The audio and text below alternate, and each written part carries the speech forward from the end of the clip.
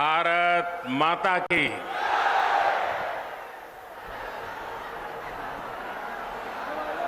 हुगली नौदीपुरो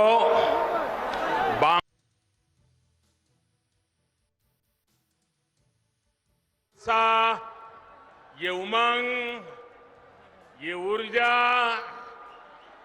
कोलकाता से लेकर दिल्ली तक बहुत बड़ा संदेश दे रहा है।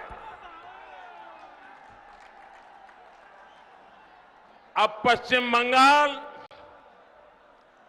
परिवर्तन का मन बना चुका है। एक बार फिर मेरे साथ बोलिए, भारत माता की। वंदे वंदे वंदे वंदे वंदे वंदे। साथियों, आज इस वीर धरा से पश्चिम बंगाल अपने तेज विकास के संकल्प को सिद्ध करने के लिए एक बड़ा कदम उठा रहा है। पिछली बार मैं आपको गैस कनेक्टिविटी के इंफ्रास्ट्रक्चर का उपहार देने आया था। आज रेल और मेट्रो कनेक्टिविटी को मजबूत करने वाले महत्वपूर्ण काम शुरू हो रहे हैं। थोड़ी देर में हुगली की, पश्चिम बंगाल की रेल और मेट्रो कनेक्टिविटी के अनेक प्रोजेक्ट्स का शिलान्यास और लोकार्पण होना है। इस महत्वपूर्ण योजनाओं के लिए, बंगाल के उज्जवल भविष्य के लिए मैं आप सबको बहुत बहुत बधाई देता हूं। साथियों, दुनिया में जितने देश गरीबी से बाहर आए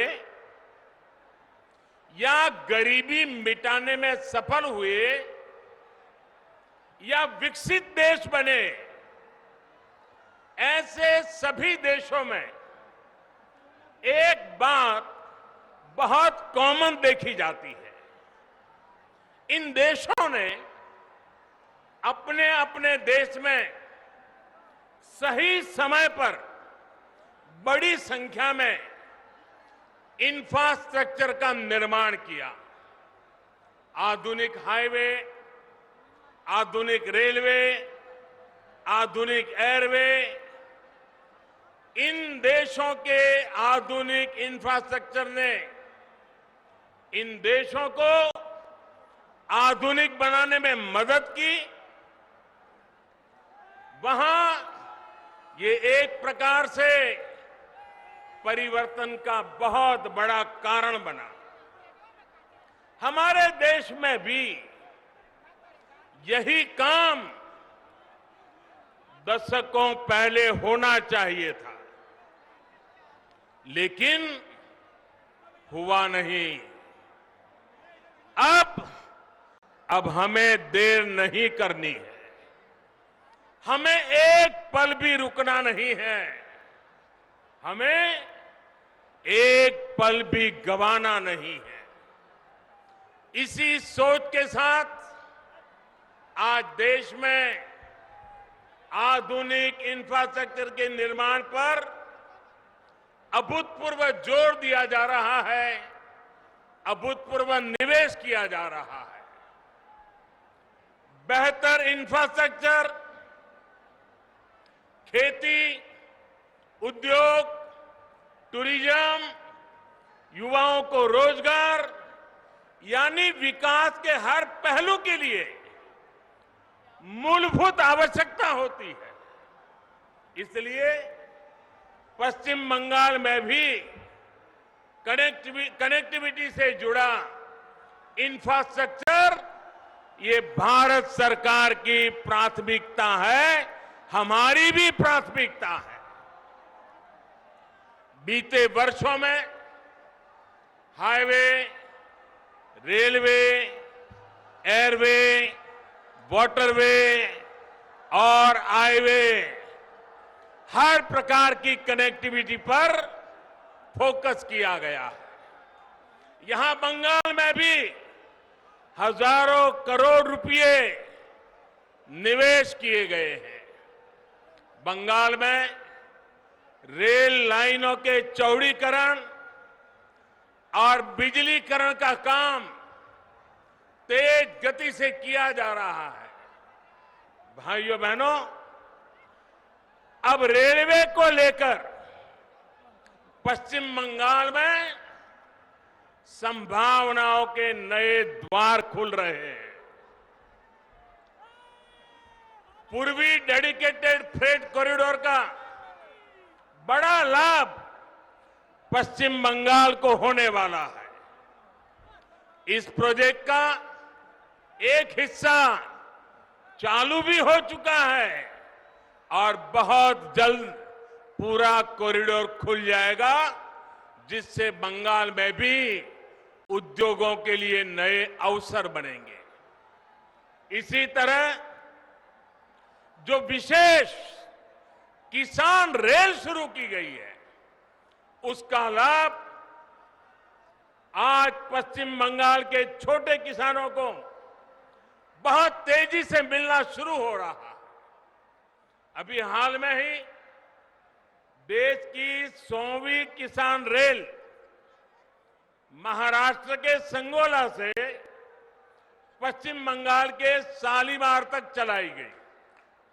इससे यहां के फल, सब्जी, दूध और मछली से जुड़े छोटे किसानों को मुंबई, पुणे सहित देश के अनेक बड़े बाजारों तक सीधी पहुंच मिली है। भाइयों और बहनों, आज उत्तर 24 परगना, हावड़ा, हुगली जिलों के लाखों छात्र छात्राओं, कर्मचारियों, श्रमिकों के लिए भी बहुत बड़ा दिन है। नॉर्थ साउथ मेट्रो का नोआपाड़ा से दक्षिणेश्वर तक विस्तार होने से हर दिन इन जिलों के हजारों यात्रियों को सुविधा होने वाली है। अब आपको कोलकाता आने जाने के लिए आधुनिक और सुविधा संपन्न तेज पब्लिक ट्रांसपोर्ट मिल गया है। भाइयों और बहनों, चंद्रनगर सहित ये पूरा क्षेत्र भारत की आजादी का, भारत की संस्कृति और भारत के ज्ञान विज्ञान का एक प्रकार से तीर्थ है। महर्षि अरबिंदो, मोतीलाल रॉय, रास बिहारी बोस, बिपिन बिहारी गांगुली, कन्हैयालाल दत्त, उपेंद्र नाथ बंदोपाध्याय,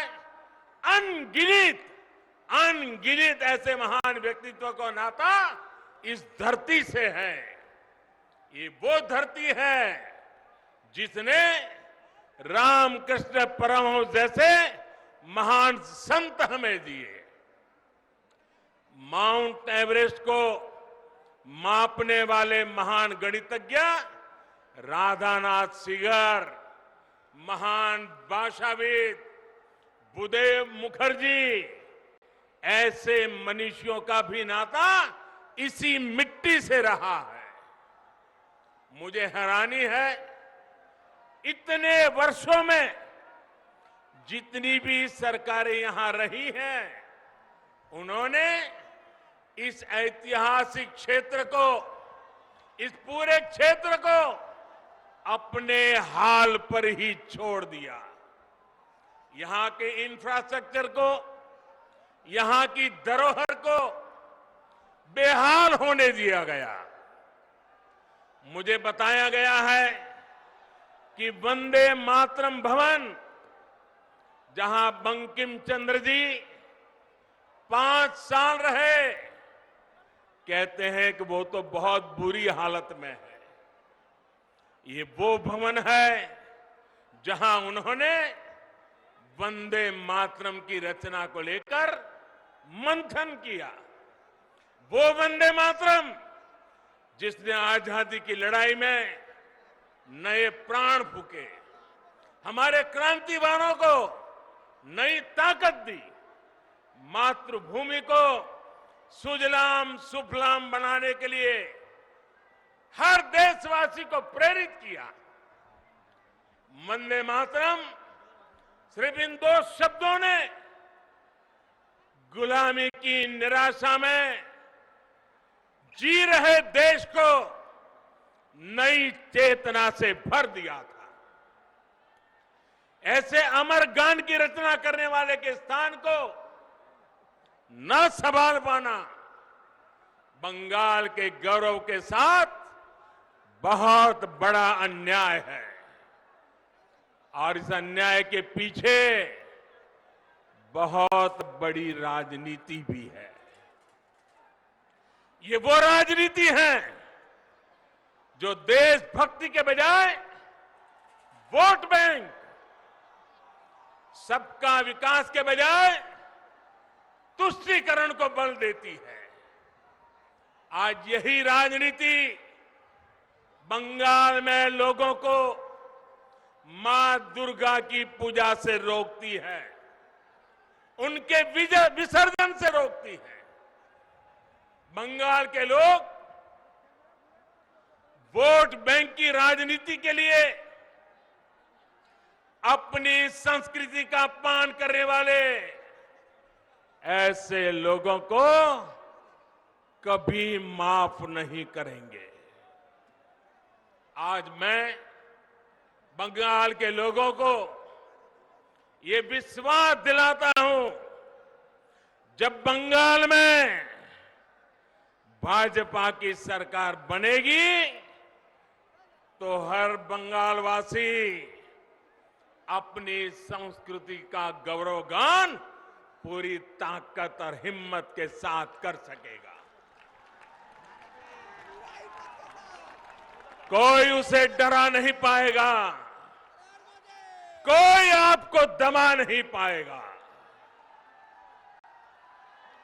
भाजपा उस सोनार बांग्ला के निर्माण के लिए एक काम करेगी जिसमें यहां का इतिहास, यहां की संस्कृति दिनों दिन और मजबूत होगी। ऐसा बंगाल जहां आस्था, अध्यात्म और उद्यम सबका सम्मान होगा। ऐसा बंगाल जहां विकास सभी का होगा, तुष्टीकरण किसी का नहीं होगा।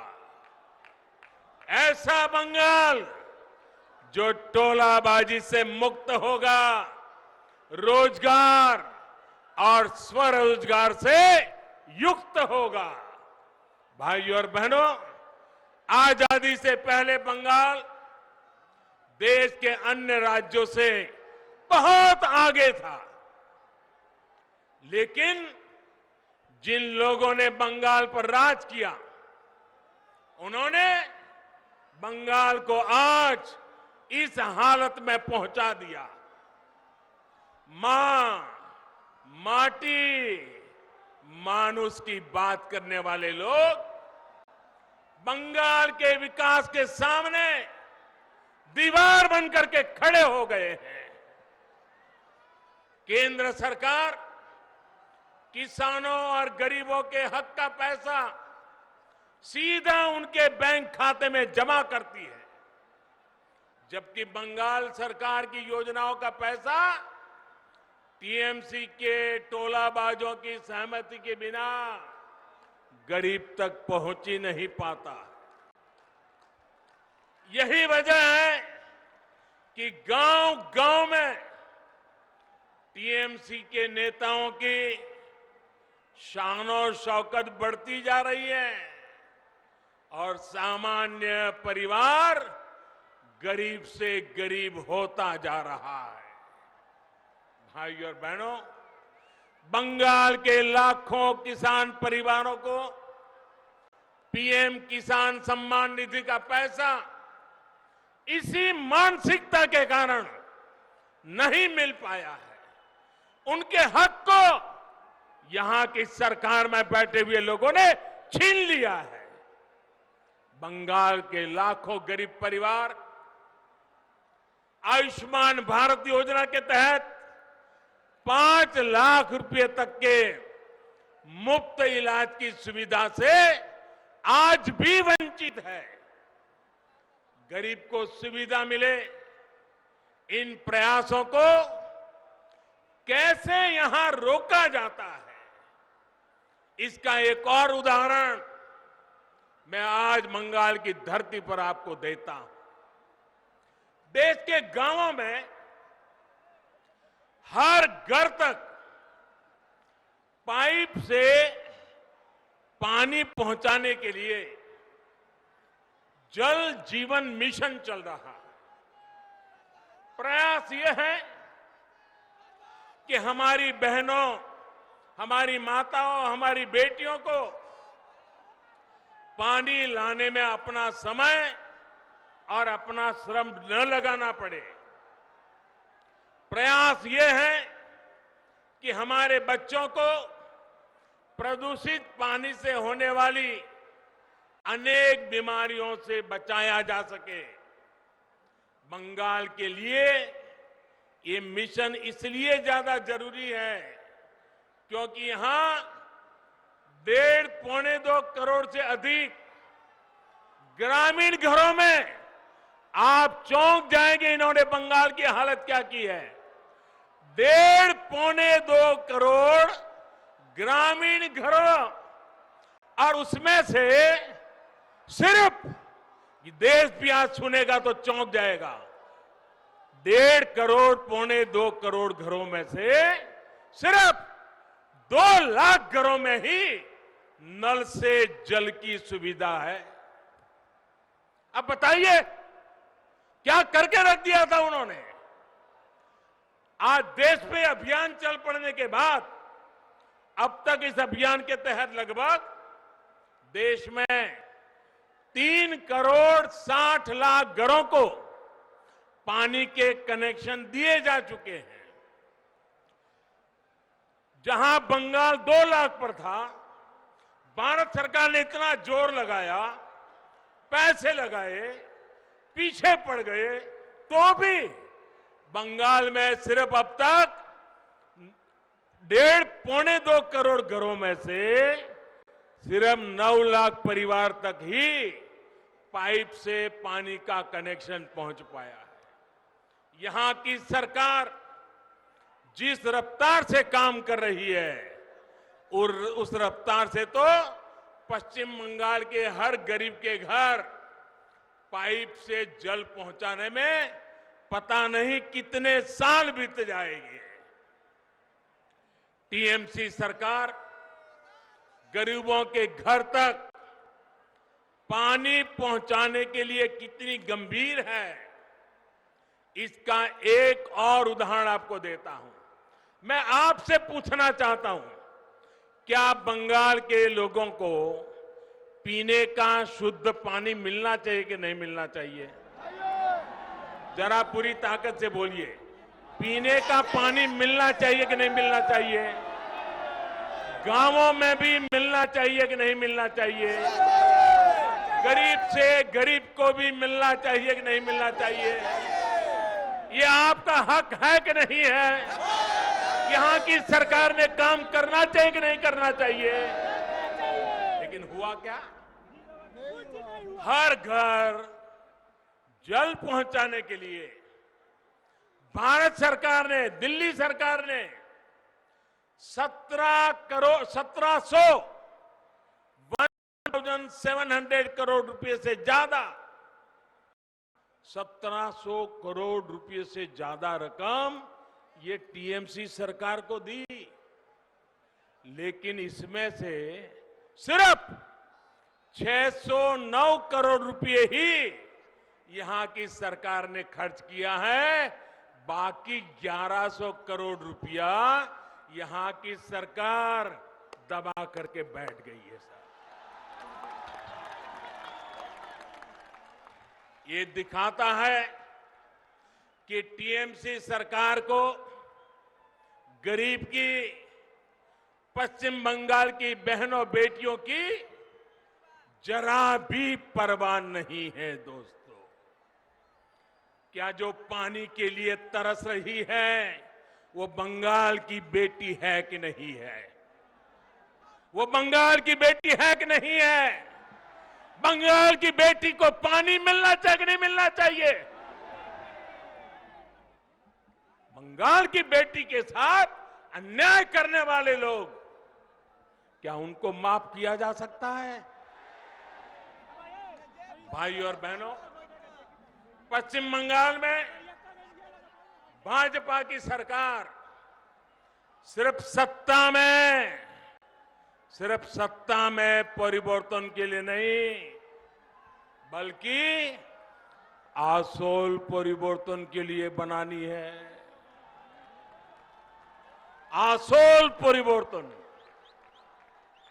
बल्कि यहां कमल खिलाना इसलिए जरूरी है ताकि पश्चिम बंगाल की स्थिति में वो आसोल परिवर्तन आ सके, जिसकी उम्मीद में आज हमारा नौजवान जी रहा है। ये हुगली अपने आप में बहुत बड़ा उदाहरण है कि बीते दशकों की अव्यवस्था ने पश्चिम बंगाल को किस हाल में पहुंचा दिया है।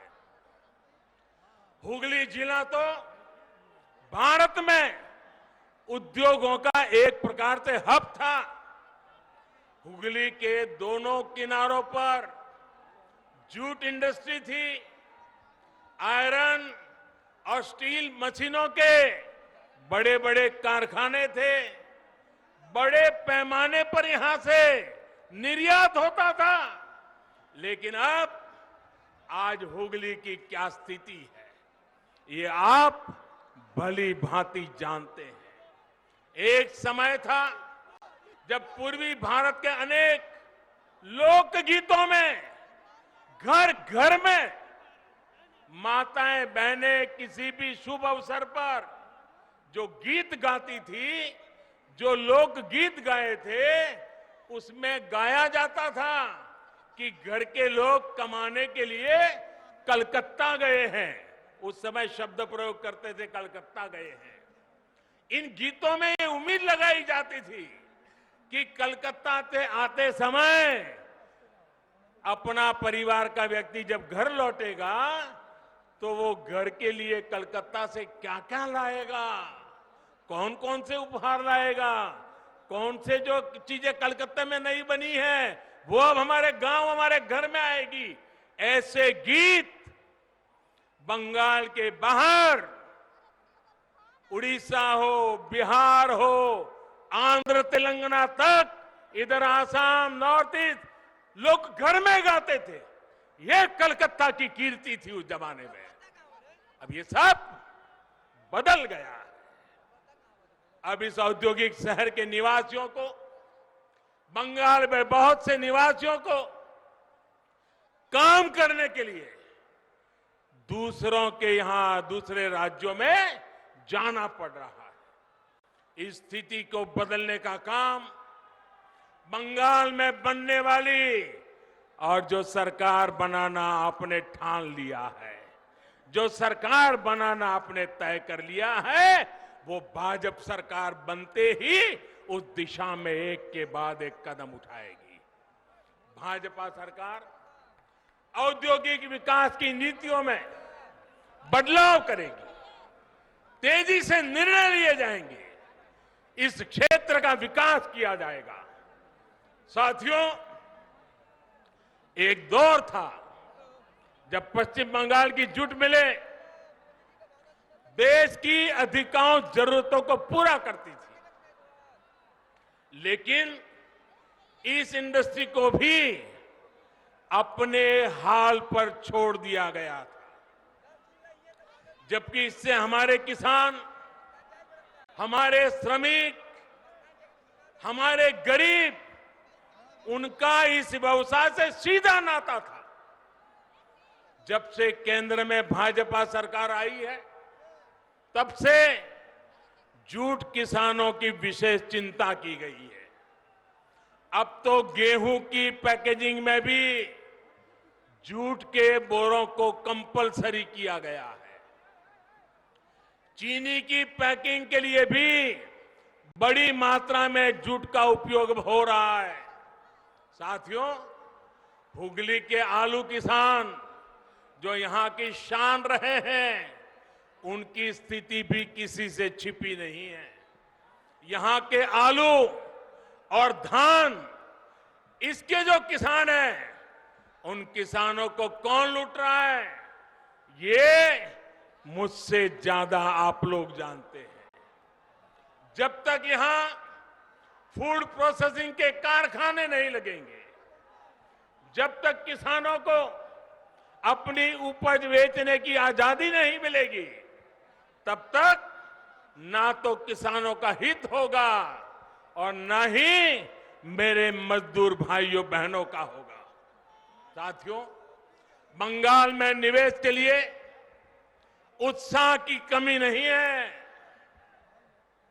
मुसीबत है सरकार ने जो माहौल बनाया है, कट कट कट का जो कल्चर बनाया है, सिंडिकेट के हवाले बंगाल दे दिया है, उसी के कारण ये माहौल बिगड़ता गया है। जब भी मैं विदेश में प्रवासी बंगाली भाइयों से मिलता हूं, तो अपनी मातृभूमि के लिए योगदान देने के लिए हर बंगाल का बेटा बेटी आज दुनिया में कहीं भी होगा, वो यहां के लिए कुछ करना चाहता है।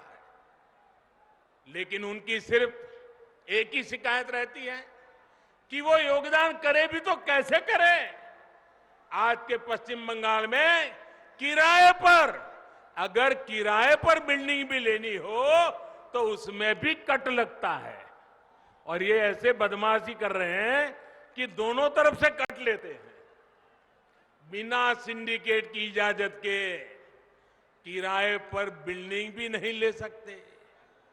इस स्थिति को पश्चिम बंगाल के बारे में बनाई गई इस धारणा को हमें मिलकर के बदलना है। और इसलिए यहां आसोल परिवर्तन लाना है।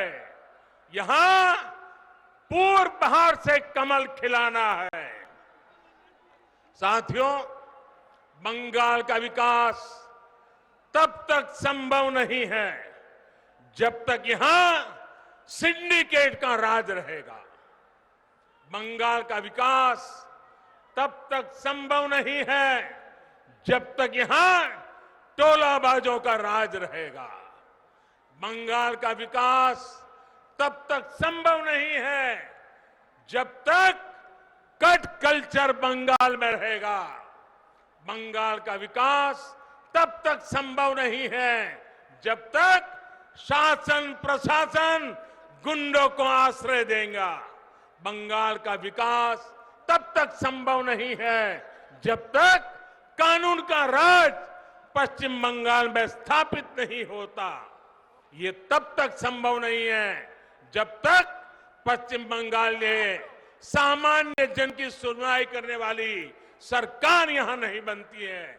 इसी स्थिति को बदलने के लिए आज पश्चिम बंगाल के कोने कोने से आवाज आ रही है, আর নয় অন্যায়, আর নয় অন্যায়, আমরা আসল পরিবর্তন চাই।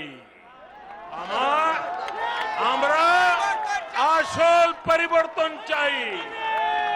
भाई और बहनों, मुझे विश्वास है कि हम सभी साथ मिलकर पश्चिम बंगाल के किसानों, श्रमिकों, यहां के युवाओं को बेहतर भविष्य दे पाएंगे। भाइयों बहनों, एक बार फिर आज अनेक भेंट सौगातें बंगाल को मिल रही है। उज्जवल भविष्य के लिए ये इंफ्रास्ट्रक्चर के काम आने वाले हैं और इस सब के लिए आप सबको मैं बहुत बहुत बधाई देता हूं। मेरे साथ दोनों हाथ ऊपर करके पूरी ताकत से बोलिए,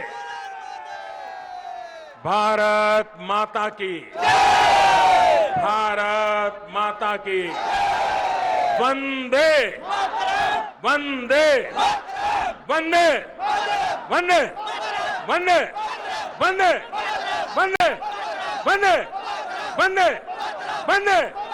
फिक्र आपकी, सोमवार से शुक्रवार रात 9 बजे सिर्फ TV9 भारतवर्ष पर।